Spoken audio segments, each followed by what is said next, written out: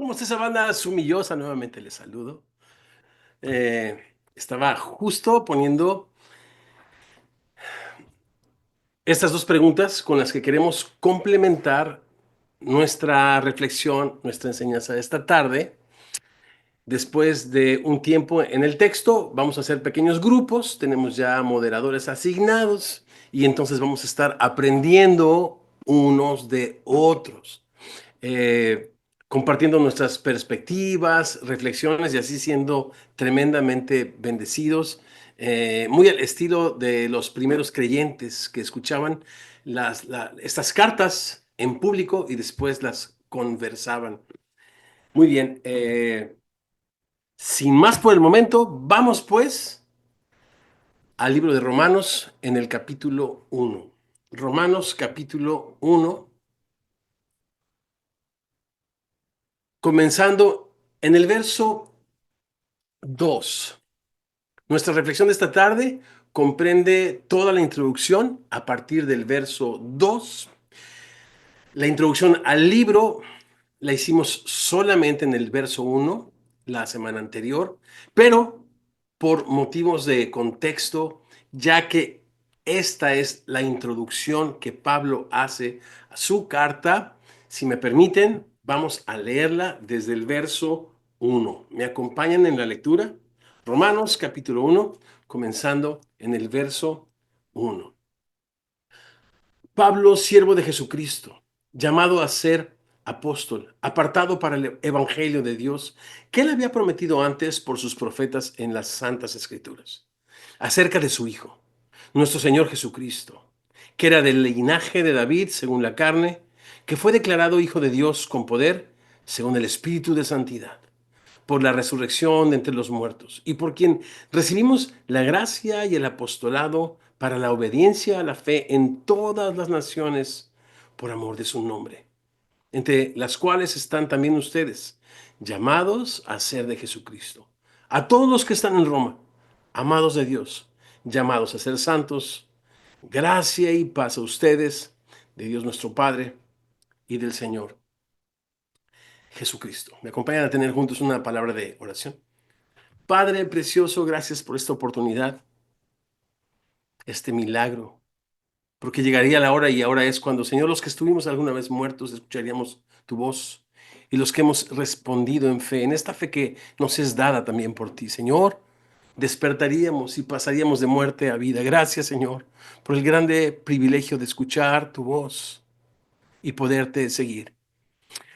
Abre nuestros ojos, Señor, para que veamos en tu palabra las maravillas de tu ley y contemplando, Señor, tu gloria en ella como en un espejo, sigamos siendo transformados como tu imagen por tu espíritu. Esto es lo que oramos esta tarde, tus discípulos, quienes decimos así sea. Amén y amén. Vaya introducción la semana pasada. Pablo, siervo de Jesucristo. Estamos haciendo el esfuerzo de aprendernos toda esta introducción, lo que acabamos de leer juntos, del verso 1 al verso 7.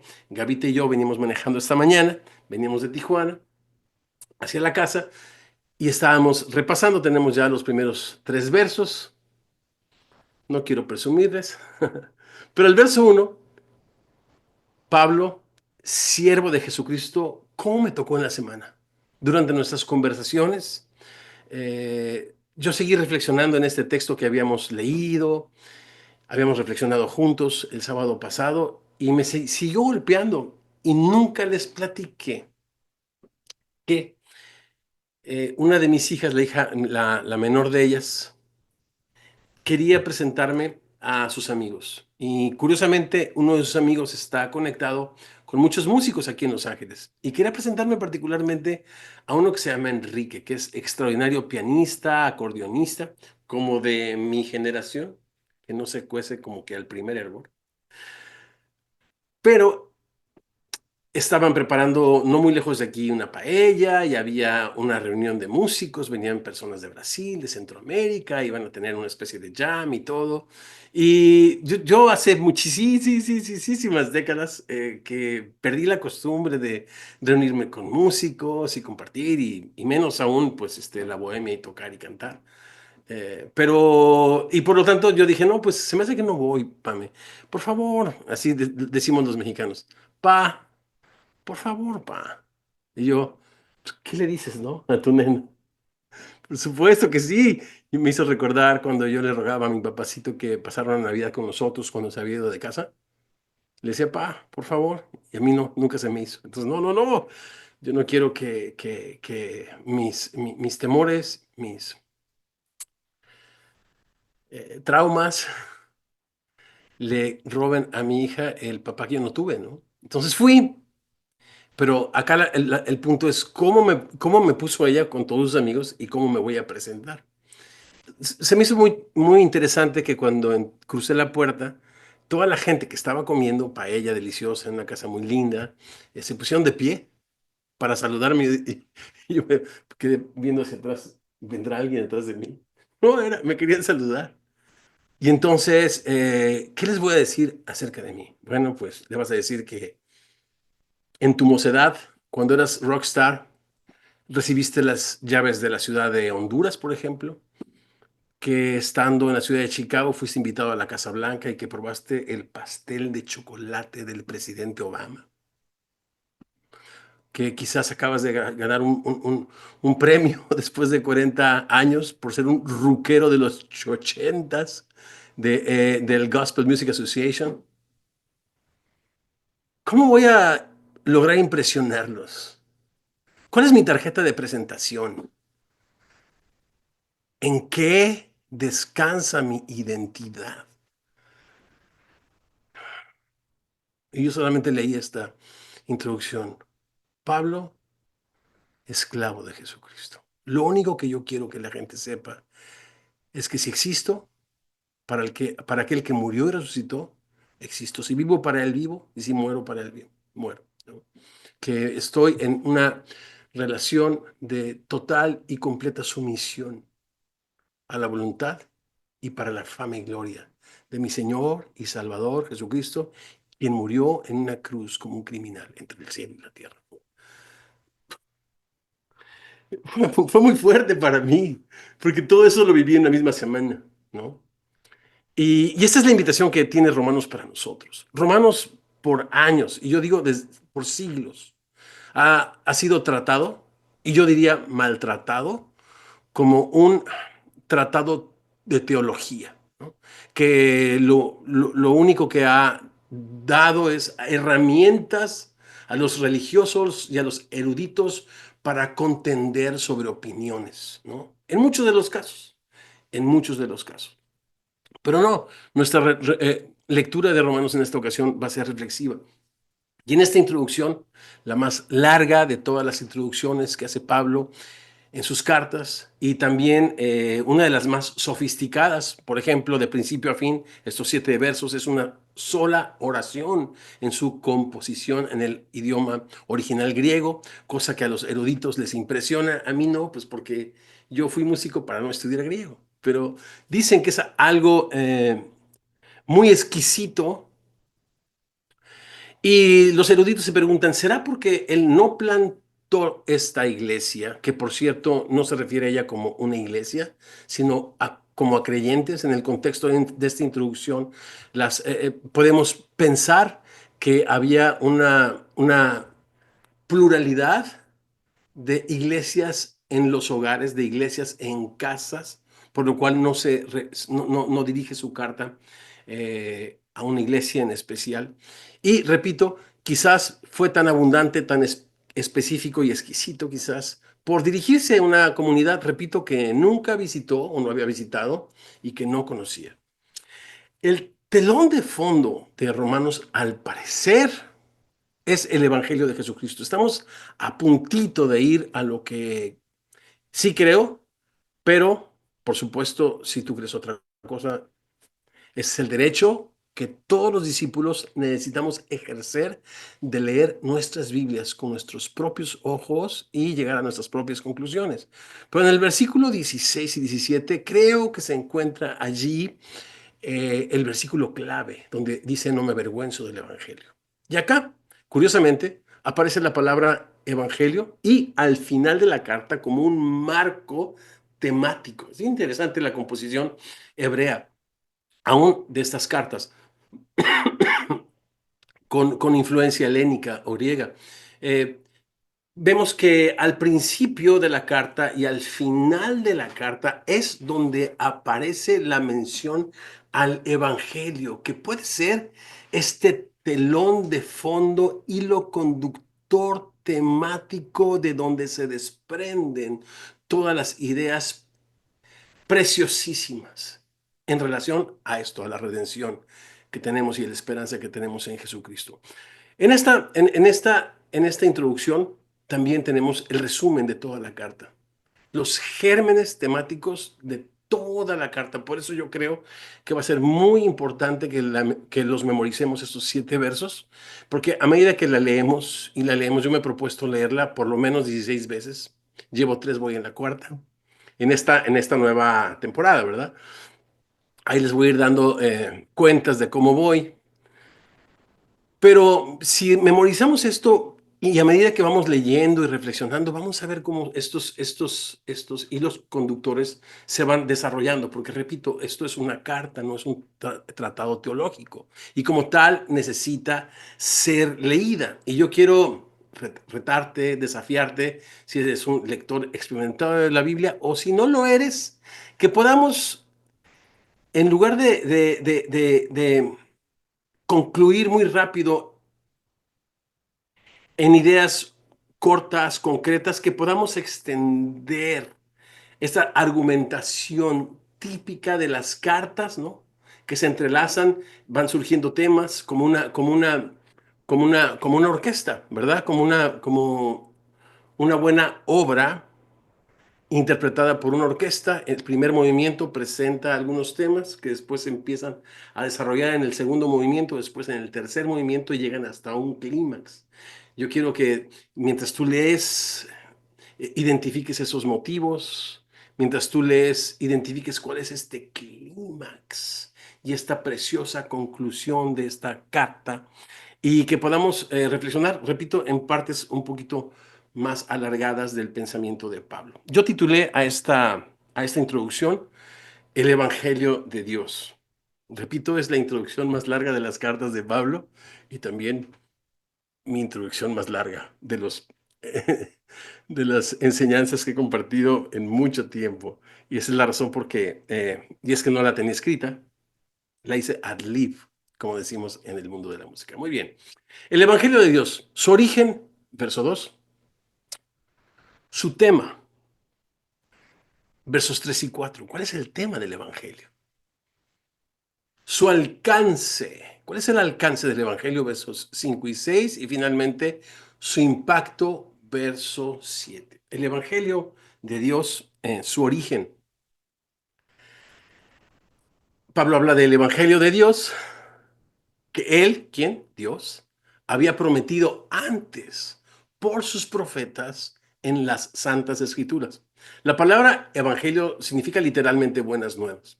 Y aunque son noticias o nuevas, estas no necesariamente son noticias recientes o nuevas noticias. Ahora, sí lo fueron para mí cuando las escuché por primera vez, ya que por mi ignorancia, nunca había yo escuchado y menos considerado las buenas noticias de salvación como nos las presenta el Nuevo Testamento. Y para mí fueron buenas nuevas y nuevas nuevas. Pero no son nuevas.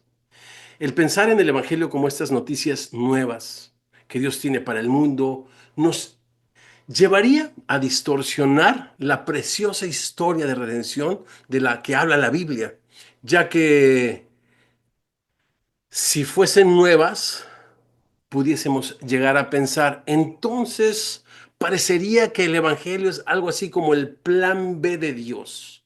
Como si Dios hubiese hecho una edición en medio de la película de la redención diciendo, corte, corte, algo aquí pasó mal, la caída del hombre, resolvámoslo y volvamos desde el principio. En absoluto, esto no es así. Las buenas nuevas de Dios no son nuevas. Estas han sido prometidas por los profetas en las Santas Escrituras. La primera mención, pudiéramos pensar, está en Génesis 3, cuando leemos esta sentencia que hace Dios sobre la serpiente que engañó a la mujer, por la cual pecó deliberadamente el hombre, diciendo el Señor: y pondré enemistad entre ti, la serpiente, y la mujer, y entre tu simiente y la simiente suya. Este es Jesús. Esta te herirá en la cabeza de muerte, y tú le herirás en el calcañar, la cruz. Desde los primeros capítulos de la Biblia y a través de todo el Antiguo Testamento es mencionado el Evangelio de Dios como lo prometieron los profetas en las Santas Escrituras. Por ejemplo, Deuteronomio 18, verso 15, nos habla de esta famosísima promesa: un profeta en medio de ti, de tus hermanos, como yo, te levantará el Señor tu Dios, a él oirás. ¿O qué me dices de Isaías 53? Por supuesto que todo el capítulo, pero para refrescar memorias o para las personas que no están tan familiarizadas con este texto, leo unos versos: despreciado y desechado entre los hombres, varón de dolores, experimentado en quebranto, y como que escondimos de él el rostro, fue menospreciado y no lo estimamos. Ciertamente llevó él nuestras enfermedades y sufrió nuestros dolores, y nosotros le tuvimos por herido de Dios y abatido. Mas el herido fue por nuestras rebeliones, molido por nuestros pecados. El castigo de nuestra paz fue sobre de él, y por su llaga hemos sido nosotros curados. Eso está en Isaías 53, en los versos 3 al 5, pero todo el capítulo es una referencia al Evangelio prometido por los profetas en las Santas Escrituras. Verso 6 de Jeremías 23 también es otra referencia al Evangelio en el corazón de los profetas. Dice así Jeremías: en sus días será salvo Judá, e Israel habitará confiado, y este será su nombre con el cual le llamarán: Jehová, justicia nuestra. Y esto solamente por mencionar algunos de los más conocidos.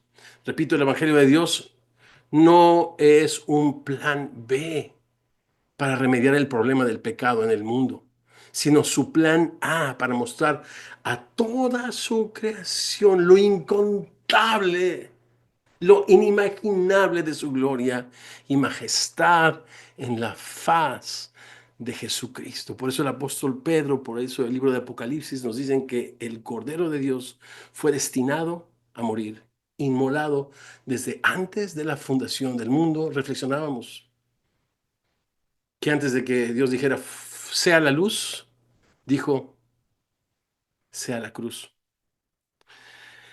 Su tema, el tema del Evangelio, versos 3 y 4, acerca de su Hijo. Está hablando de Dios, el Evangelio de Dios que Él prometió en sus santas escrituras, acerca de su Hijo. Me encanta el su. El Evangelio trata de Dios, de Dios, de Dios, y no de nosotros, de nosotros, de nosotros. Su Evangelio, sus profetas, sus escrituras, su Hijo. ¿Cuál es el tema del Evangelio? Verso 3 es acerca de su Hijo, nuestro Señor Jesucristo, que era del linaje de David, según la carne, que fue declarado Hijo de Dios con poder, según el Espíritu de santidad, por la resurrección de entre los muertos. A pesar de que Romanos efectivamente no es un tratado teológico y que por tanto carece de pasajes cristológicos o de los pasajes cristológicos más emblemáticos o famosos del Nuevo Testamento, con todo eso, Pablo quiere dejar en claro que Jesús es el Mesías por medio de esta promesa que estos profetas hicieron en las Santas Escrituras. Jesús es el hilo conductor, pues, del drama de la redención, el gran protagonista del drama bíblico, el gran protagonista de la historia misma. Observemos por un momento estos versos 3 y 4 mientras pensamos que el Evangelio es el telón de fondo detrás de toda esta disertación que bajo la inspiración del Espíritu Santo nos trae el apóstol Pablo. Pero antes, un par de preguntas que vamos a usar para reflexionar en unos minutos más. ¿Cuántas menciones acerca de Jesús puedes encontrar en estos pasajes? Pero la más importante, de estas menciones, ¿cuál te llama más la atención? ¿Cuál habla más a tu corazón? ¿Por cuál de estas descripciones de tu Salvador hoy estás más agradecido, más agradecida? Esta va a ser nuestra conversación en unos minutos, pero vamos a la primera, acerca de su Hijo, Hijo de Dios. Jesús, el unigénito Hijo de Dios, como lo presenta Juan. No un hijo adoptado ni redimido como cualquiera de nosotros, sino el eterno Hijo de Dios, quien goza de la misma esencia y de la misma naturaleza con el Padre. Él dice en Juan 10:30, yo y el Padre uno somos. Hablando con Felipe en el capítulo 14 de Juan, él le dice, Felipe, el que me ha visto a mí, ha visto al Padre, el Hijo de Dios. Y dice acá nuestro Señor, vaya título. Aquí es donde el concepto que Pablo tiene del Evangelio empieza a emerger. Ya que en el Imperio Romano las únicas buenas nuevas que se conocían eran cuando los heraldos del rey proclamaban, predicaban, daban a conocer alguna victoria del emperador sobre sus enemigos. También estas buenas nuevas eran proclamadas cuando el emperador César Augusto, César exaltado, visitaba alguna provincia trayendo a ella ese sentido de bienestar, paz y seguridad que solo el emperador podría traer. Pablo les dice a los romanos en la introducción de su carta, alégrense, gócense, porque yo como heraldo del rey de reyes y señor de señores, vengo a decirles que Jesús y no César es el Señor, Señor de todo y Señor de todos. Y su reino es un reino de justicia, gozo y paz en el Espíritu. El apóstol Pedro proclamaba estas buenas nuevas como un heraldo ante el concilio en Jerusalén con las siguientes palabras, y en ningún otro hay salvación porque no hay otro nombre bajo el cielo dado a los hombres en que podamos ser salvos. Otra vez, vayamos armando el rompecabezas. Las buenas nuevas acerca de su Hijo, nuestro Señor Jesucristo.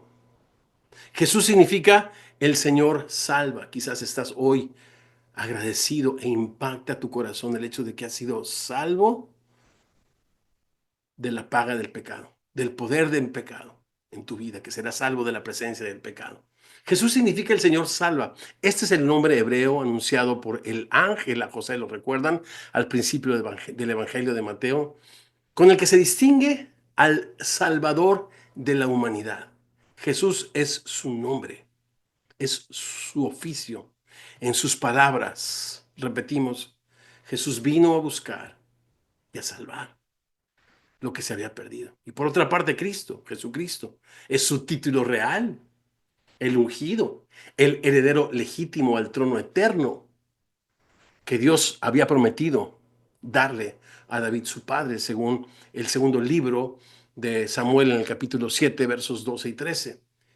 Cristo el Rey, pues, el mediador entre Dios y los hombres. Ese es Cristo. Ahora, qué increíble, ¿verdad? Es increíble lo que estos versos 3 y 4 encierran acerca de Jesucristo, la fuente de salvación y de vida eterna. El tema central del Evangelio. Del linaje de David según la carne. Esto es completamente hombre. Dios con nosotros. Dios hecho carne.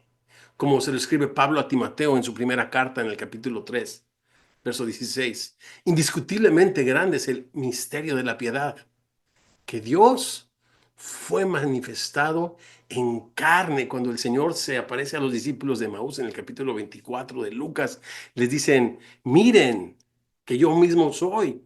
Un espíritu no tiene carne como ven que yo tengo. Cuando Jesús resucitado se presenta a ellos. Y dice el libro de Hebreos acerca de la encarnación del Hijo de Dios, que por cuanto los hijos participaron de carne y sangre, él también, Jesús, participó de lo mismo. ¿Por qué? Para destruir por medio de su muerte al que tenía el imperio de la muerte, esto es al diablo, y librar a todos los que por el temor de la muerte estaban, dice Hebreos, yo diría estábamos, durante toda nuestra vida sujetos a servidumbre. Esto está en Hebreos capítulo 2, versos 14 y 15.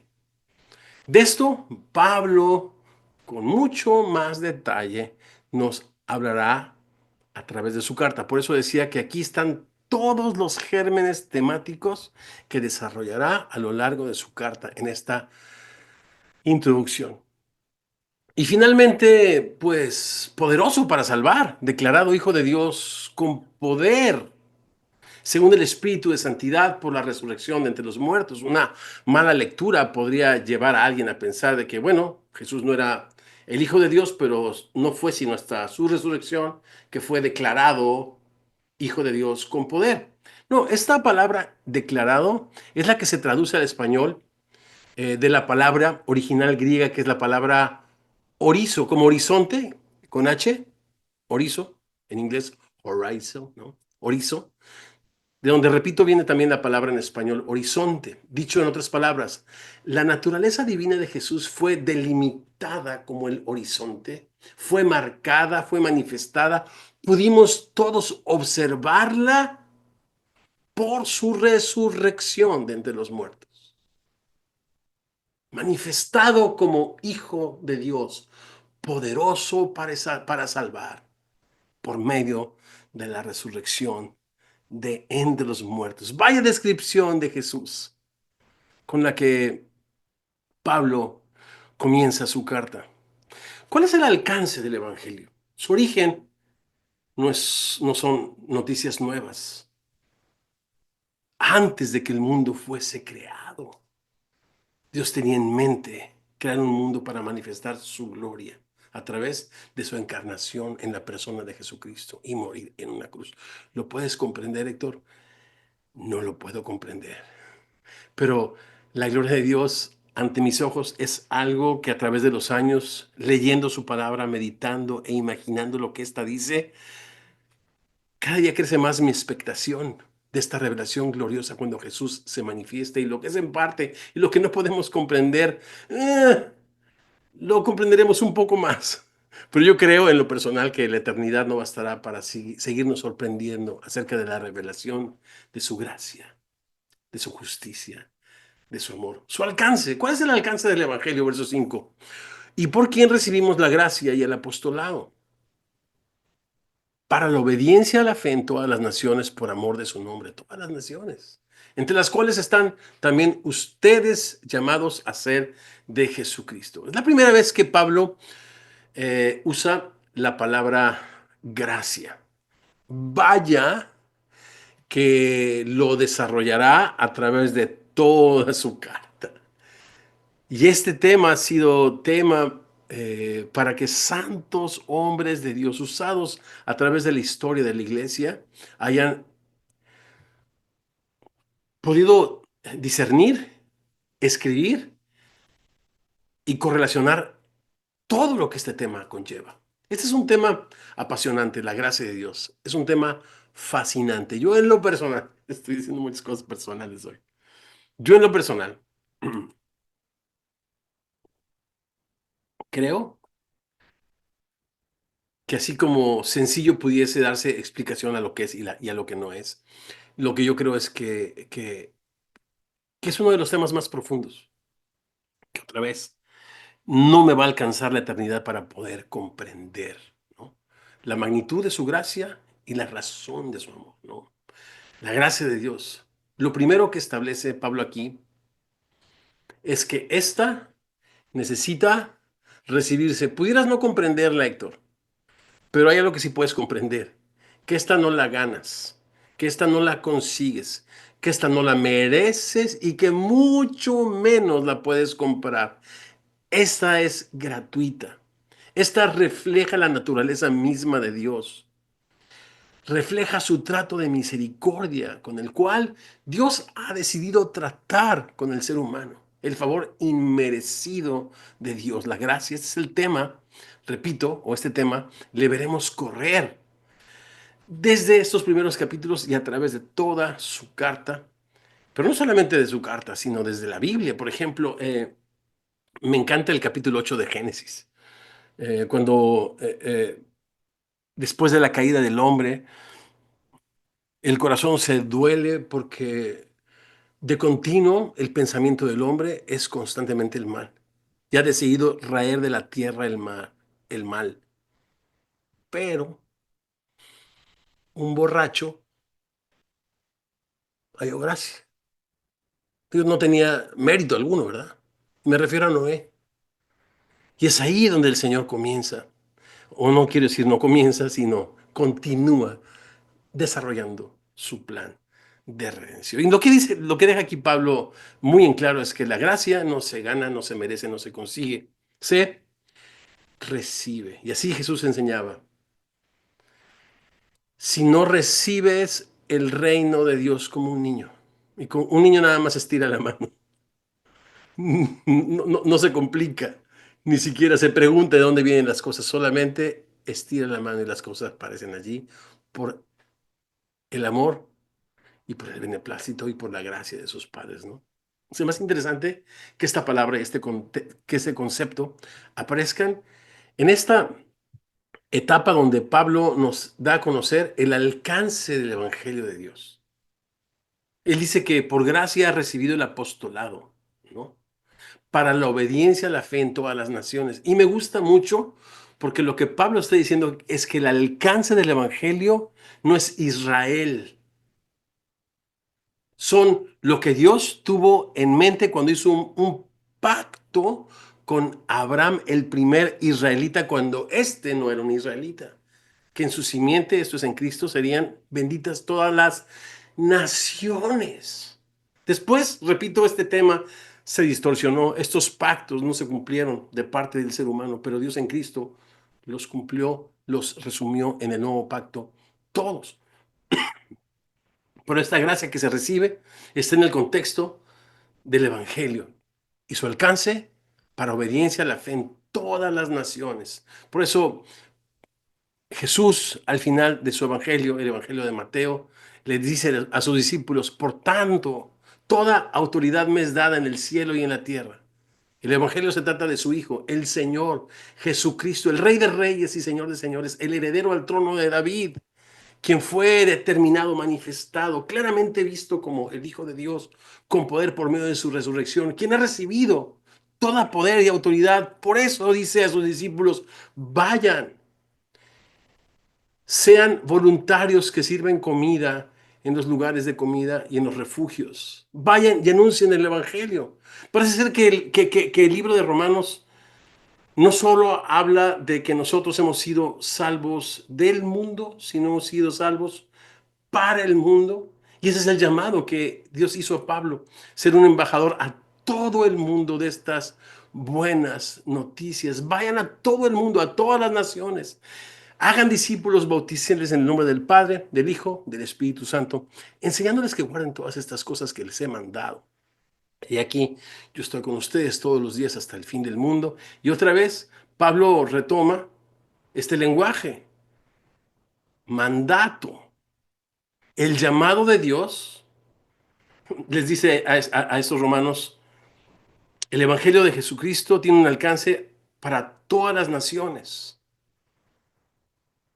Y para que seamos de Jesucristo, es un llamado a ser de Jesucristo. Y este llamado tiene una urgencia, denota una urgencia y a la misma vez derrama generosidad. Y es urgente porque ya que se trata del Señor del universo, esta no es una invitación a que el ser humano considere si quiere o si no quiere ser parte de su reino. ¿Te imaginas que así se le respondiera a César Augusto, el exaltado, cuando sus buenas nuevas eran proclamadas o anunciadas? No. Uno más grande que César ha llegado, el cual quiere que todos los hombres sean salvos, el cual quiere que todas las naciones sean de Jesucristo. Pero ojo que no es una invitación que el hombre pudiera considerar como opcional. Este es un mandato a la fe en el Hijo de Dios y al arrepentimiento de nuestros pecados para ser parte o para darle la bienvenida a ese reino de justicia, gozo y paz. Escuchamos al mismo Pablo como heraldo del rey proclamar estas buenas noticias en medio de las naciones. ¿Saben dónde? En un lugar llamado Areópago, donde era un foro donde los filósofos más encumbrados, poetas, artistas, escritores, daban a conocer el contenido de sus obras y la gente quedaba atónita. En ese lugar, en Grecia, en el Areópago, se para este gran hombre de Dios llamado a ser apóstol, apartado para el Evangelio que tiene un alcance mundial y les dice, pero Dios, habiendo pasado por alto los tiempos de esta ignorancia, ahora manda a todos los hombres en todo lugar que se arrepientan. ¿Escuchas? Manda. Es un llamado urgente. Por eso Pablo dice que es un llamado a la obediencia a la fe. Dios manda a todos los hombres en todo lugar que se arrepientan por cuanto ha establecido un día en el que juzgará al mundo con justicia por aquel varón a quien designó dando fe a todos con haberle levantado de entre los muertos. Por esta razón, escribe acerca de esto en la introducción con los términos llamados a la obediencia a la fe. No somos salvos de nuestros pecados por obedecer. Ojo, de otra manera seríamos salvos por algo que nosotros hubiésemos hecho. Y la Biblia dice, por gracia somos salvos por medio de la fe. Pero por otra parte, sí, la obediencia o el uso de nuestra voluntad es una muestra de una verdadera fe y confianza en el Hijo de Dios. Son como dos partes de una misma cosa. Imagínate un trueno en el cielo. ¿Cómo le llaman en diferentes lugares? ¿Un relámpago? ¿Un trueno? Eh, eh, Tiene dos aspectos, el aspecto luminoso y el aspecto sonoro. ¿Qué es un trueno? Bueno, es un rayo de luz que aparece en el cielo. No, es un trueno impresionante que cuando te toca cerquita saltas como medio metro. No, son las dos cosas. Y el llamado de Dios para todo ser humano es la obediencia y la fe. Dos aspectos de una misma realidad. Por otra parte, bueno, pues lo generoso de su llamado es de que Jesús nos llama a ser suyos, llamados a ser de Jesucristo, ¿no? Y esto me hace pensar en Hebreos que el Señor no se avergüenza de llamarnos hermanos, ¿no? Estos gentiles que a los ojos de los judíos éramos considerados literalmente como perros, son a los que Dios ama, a los que Dios busca y de los cuales no se avergüenza de llamarnos hermanos. Eso me encanta. Al llamarnos de entre todas las naciones su alcance, me hace pensar que Dios no hace diferencia de personas. Y es triste ver en lugares como en Estados Unidos, donde hay mucha segregación racial, que habemos iglesias de personas que hablamos español, hay iglesias de morenitos, hay iglesias de personas que tienen los ojitos más jaladitos, eh, otros más blanquitos, y entre los que hablamos español, tristemente, también nos separamos por diferentes razones. Iglesias que buscan como cuando yo llegué a Chicago, escuché en un grupo de liderazgo que estaban buscando a otra clase de hispano. ¿Qué? Sí, queremos alcanzar a otra clase de hispano. Yo sé lo que estaban queriendo decir. Personas educadas y muchas personas que llegan a Chicago vienen en situaciones de legítima eh, hambre, vulnerabilidad, huyendo de lugares donde no se les dio una oportunidad, ¿no? Y no queremos ese tipo de personas en la iglesia, queremos personas educadas. Qué terrible, ¿no? O sea, por no perseverar en la palabra de Dios, porque los discípulos no caminamos de la manera en la que Cristo caminó en este mundo, por no seguir su ejemplo y dar ejemplo a las siguientes generaciones, es que se hacen estos Frankensteins que nosotros llamamos iglesias, estas cosas mezcladas con humanismo, con egocentrismo, con la falsamente llamada ciencia y una embarradita por ahí de Biblia. Pero aquí la esencia y el alcance del Evangelio es para todos. Todos son bienvenidos porque de tal manera amó Dios a todo el mundo que entregó a su Hijo unigénito para que todo aquel que en él cree no se pierda, mas tenga vida eterna. Su impacto. Por último, antes de conversar, hablemos un poquito de su impacto, verso 7. A todos los que están en Roma. ¡Wow! ¿Qué podría un apóstol como Pablo esperar que estuviese en Roma? Qué increíble pensar que en una ciudad, por oscura que ésta sea, Dios siempre tiene un pueblo y ve con ojos de esperanza, de amor y de transformación ese lugar. A todos los que están en Roma, ¿quiénes son? Amados de Dios, amados de Dios. Y aquí está nuestra identidad también. ¿Quién eres? Soy un amado de Dios y en eso me glorío. Y he sido llamado a ser santo. Verso 7, gracia y paz a ustedes, de Dios nuestro Padre y del Señor Jesucristo. Interesante que la fuente de la gracia y de la paz no solamente es Dios el Padre, sino es Jesucristo. Este es un pasaje donde la deidad de Jesucristo es irrevocable, porque Jesucristo como el Padre son la fuente de la gracia y de la paz. Interesante. Pero hablando de su impacto, amados de Dios, ¿qué te provoca saber que tú eres el objeto del amor de Dios? Esa también puede ser una buena pregunta de, de reflexión. Si la quieren considerar moderadores, prefieren esta, adelante.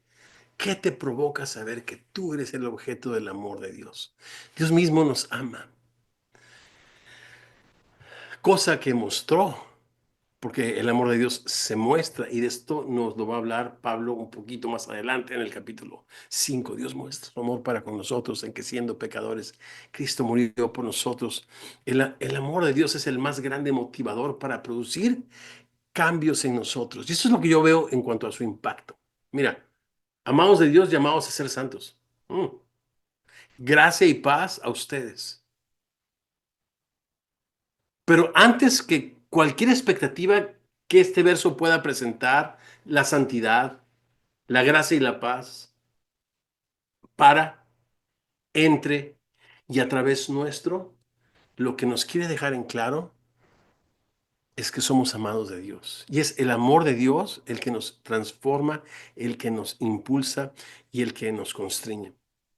Eh, Nosotros, Gaby y yo, hemos sido testigos de muchos problemas matrimoniales en nuestra casa, ¿no?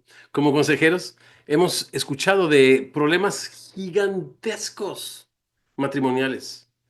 Esto que le llaman en el argot chilango, palaraña, difíciles. Que ha habido una transformación mientras ambos consideran la magnitud y la certeza del amor divino. Y una práctica muy común que nosotros hemos recomendado a matrimonios en problemas es transcriban la carta a los Efesios, donde al puro estilo de Pablo se nos hace saber primero todo lo que Dios, el Padre, el Hijo y el Espíritu Santo han hecho por y para nosotros y en respuesta cómo es que en este caso, los matrimonios, capítulo 5 somos llamados a vivir, pero otra vez, en respuesta. Y yo lo veo en este verso también. Recordemos, esta introducción es el resumen de toda la carta. Y las cartas de Pablo están escritas así. Primero dándonos a conocer la obra de Dios y después invitándonos a responder. Nosotros somos amados de Dios y después llamados a ser santos. Y esto, a la luz de la introducción, no es algo que Dios hará en el futuro, sino es algo que Dios ya hizo. llamados a ser santos. Parece que esta santidad a la que Pablo hace referencia no solo aquí, sino en algunas de sus cartas, como en la carta de los Filipenses, es un estado de gracia donde comienza tu carrera, pero también donde comienza una transformación. Y aquí está parte del reto de Romanos. Y otra vez, insisto, el leerlo como un tratado de teología le ha cortado a Pablo las palabras y la argumentación necesaria para llamarnos por las misericordias de Dios a la acción. Pero el amor de Dios no solamente tiene un alcance mundial, sino tiene un impacto total en nuestra vida y en nuestras relaciones con los seres humanos. Esto de gracia y paz, este es el saludo característico de las cartas de Pablo. La gracia, el favor inmerecido de Dios a través del cual podemos recibir la paz. Y esta paz no es tranquilidad, no es ausencia de conflicto. Esta paz a la que se refiere Pablo es unir dos cosas sueltas, de manera que en medio del conflicto nosotros podemos tener paz para con Dios, hablará en el capítulo 5, pero también la paz de Dios que sobrepasa todo entendimiento, de lo cual habla en otras cartas. Pero también la paz entre nosotros, de lo cual hablará al final de su carta. Y yo quiero pedirles, familia preciosa, que estemos muy, muy atentos en estas dinámicas entre nosotros, porque el amor de Dios es poderoso para transformar no solamente nuestro interior, sino nuestro exterior y la manera en la que nos relacionamos unos con otros. Y cuántas cosas Pablo tiene que hablarnos en su carta al respecto. Sigamos sintonizados. Y ahora vayamos, si les parece, a tener este tiempo de conversación y regresamos para tomar juntos la cena del Señor y así despedirnos.